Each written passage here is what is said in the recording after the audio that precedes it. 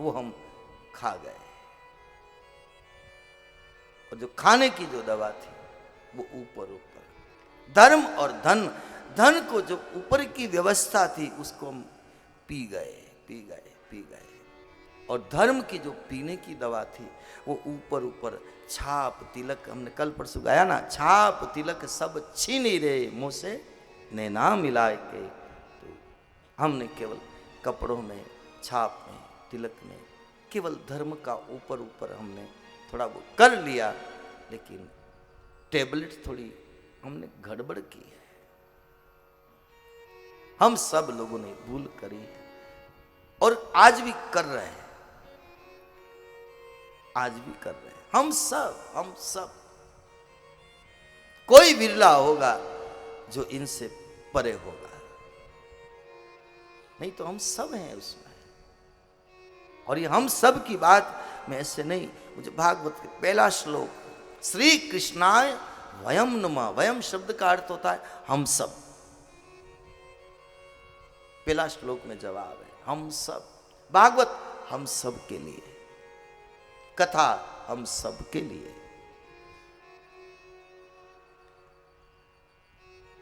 तो हिरण बन के घूम रहे हैं, वो शरीर भी छूटा, लेकिन पुण्य का प्रभाव, भजन का प्रभाव आगे ट्रांसफर हो गया, आगे के जन्म में जुड़ गया। और वो पुण्य आगे जुड़ने के कारण ब्राह्मण के घर में जन्म मिला है। कितना श्रेष्ठ कुल, ब्राह्मण कुल। ब्राह्मण कुल में जन्म लेना बहुत पुण्य की बात है। जिसने कई जन्मों में कोई भजन किया होगा, पुण्य किया होगा, और वो सत्कर्म के कारण उच्च कुल में जन्म मिला है। भरत जी देखो आप, हिरण की योनि में गया हुआ जीव फिर ब्राह्मण कैसे बन गया?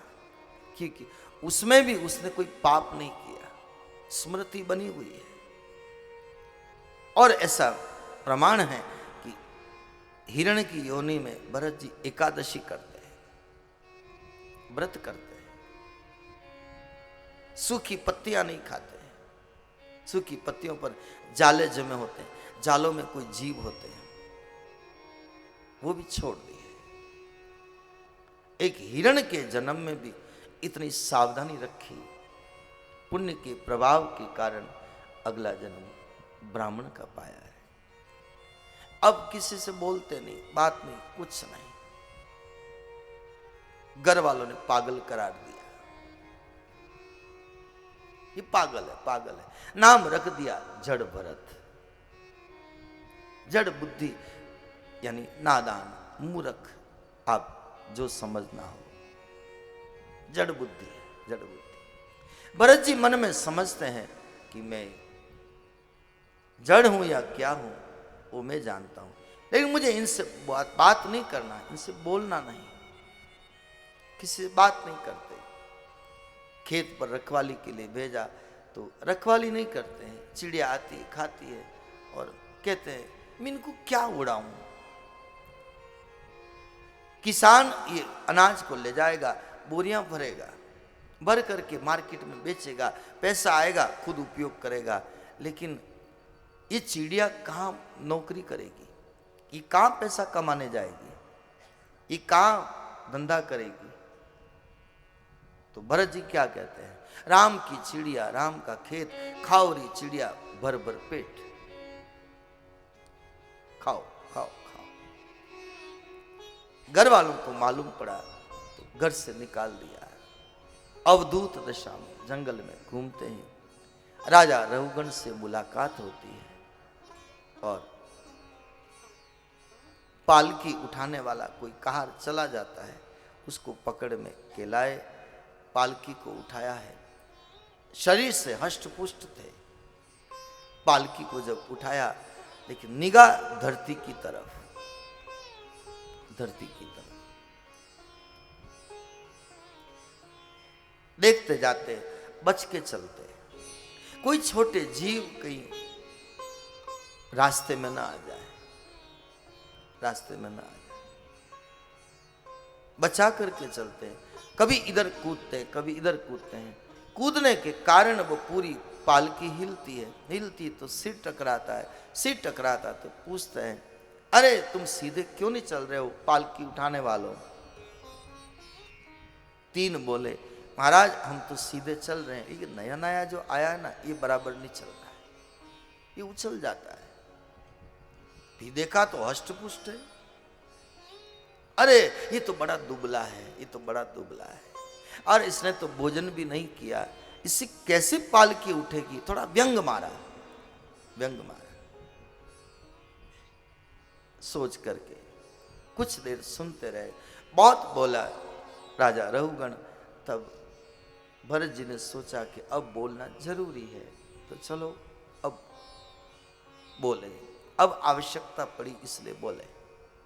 राजन, तुम जो कहते हो शरीर दुबला है, पतला है, हष्टपुष्ट है, ये सब शरीर का धर्म है, आत्मा का इससे कोई लेना देना नहीं है। तत्व ज्ञान की बात करने लगे। राजा रघुगण ने देखा कि ये तो दिखने में तो बड़ा ऐसा लग रहा है और बातें तत्व ज्ञान की कर रहा है। मैं जा रहा हूं कपिल मुनि के आश्रम में ज्ञान लेने के लिए, ज्ञान तो ये सामने पड़ा है, लेकिन दुनिया की आदत है, निकट में कोई वस्तु विशिष्ट मिलती ना, आदमी उसकी कदर नहीं करता है, दूर भागता है, दूर भागता है, और दूर उसको कुछ नहीं मिलता। इसलिए हमारे राजस्थान में, मेवाड़ में एक संत हुए, उनकी एक पंक्ति बड़ी प्यारी है।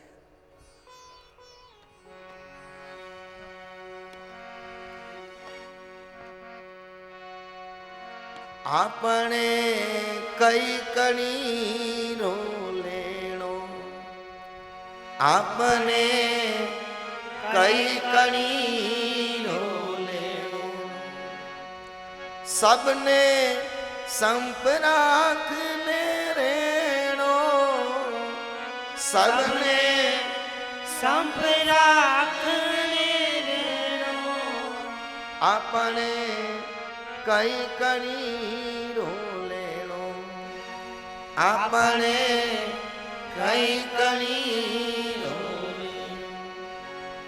बहुत अच्छी पंक्तियां हैं उनकी, बड़े अनुभवी संत हुए।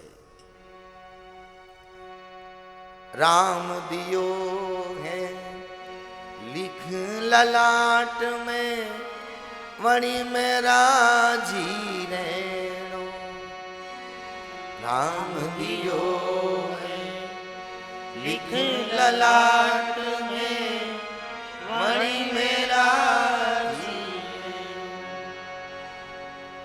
हल्की भारी सब खम लेनी, सहन कर लेनी, पण कड़वो बोलनी केड़ो, आपने कई कणीरो लेनो, सबने संप राखने रहनो। कितनी मेवाड़ी भाषा में बड़े सुंदर उद्बोधन इन महापुरुषों के, और इसी में आया है, सुख दुख तो भुगत्याई छूटे, पाप पुण्य रो लेनो।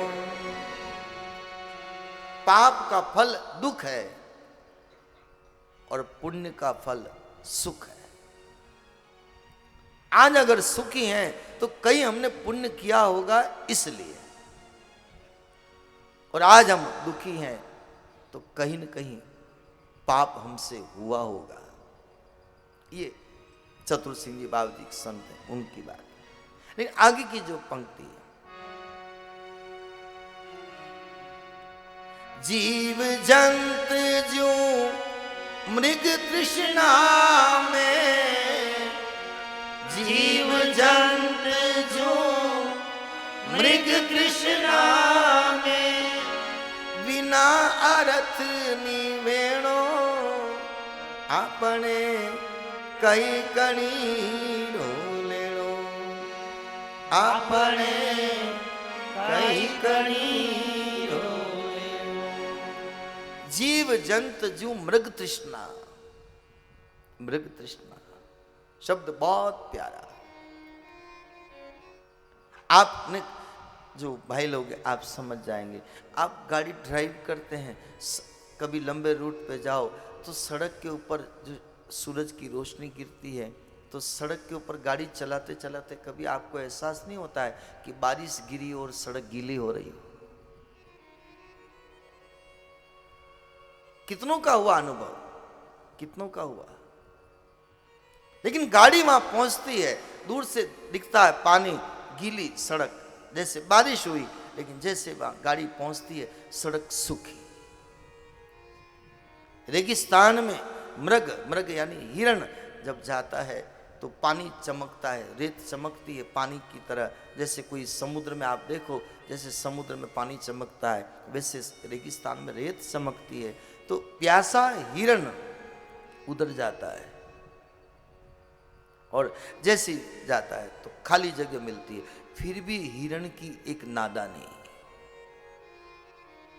क्या?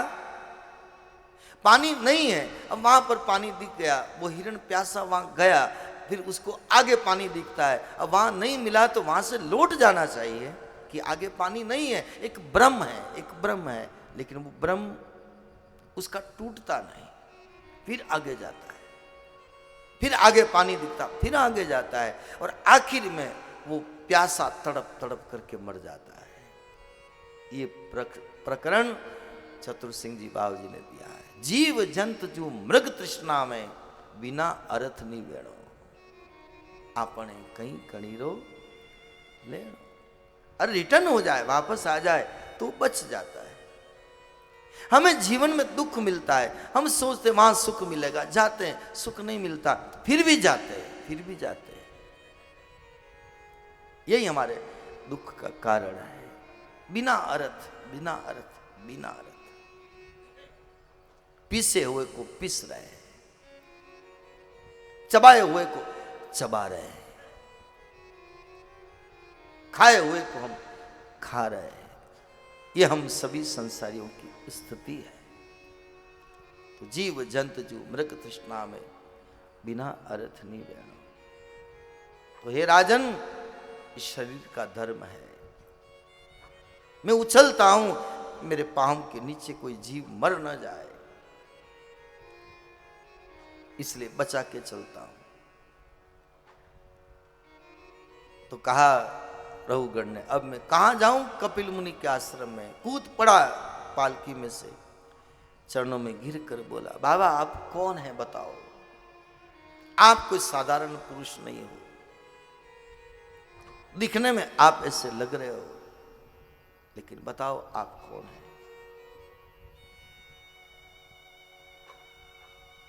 तब भरत जी बोले, तुम मुझे पूछ रहे हो तुम कौन हो, जरा तुम अपने आप को भी तो पूछो तुम कौन हो। जिस दिन तुमको तुम्हारा पता लगेगा, उस दिन मेरा भी पता लगेगा। और हमने कल भी कहा था, आया कहां से कौन है, जाएगा कहां, इतना ही दिल विचार लो, तेरा हो गया भजन। जो कल हमने देखा। तू तो भरत खंड का राजा है, सिंधु देश का राजा है, मैं भरत खंड का राजा था। हे राजन, एक हिरण के बच्चे में मन फंसने के कारण मैंने हिरण का जन्म पाया है। मैं वो पशु योनि देख करके आया हूं, मैं वो पशु योनि भोग करके आया हूं, लेकिन इस जन्म में ब्राह्मण का जन्म पाया है। मैं किसी से बोलता नहीं, मैं बोलता नहीं। घर वालों ने मुझे पागल समझा, तुमने मुझे पागल समझा, तेरे कहारों ने मुझे पागल समझा, पकड़ के ले आए। तू जो पालकी तेरी उठा रहा हूं ना, ऐसे मैं पालकी में बैठता था। समय का फेर देखो, समय देखो, आज तेरी पालकी में उठा रहा हूं, लेकिन मुझे इसका दुख नहीं है, इसका दुख नहीं है। फिर दोनों में जो संवाद हुआ है, बड़ा भागवत के तो प्रसंग एक से एक दिव्य है। ऐसे ऐसे मोती निकल निकल के आते हैं अपने जीवन के लिए। आगे भवाटवी का वर्णन है, नरकों की गति का वर्णन है। नरक का अर्थ क्या? जो इस मनुष्य जीवन पाकर के अगर अपने जीवन में अशांति में, टेंशन में, चिंता में, दुख में, राग में, द्वेष में, ईर्ष्या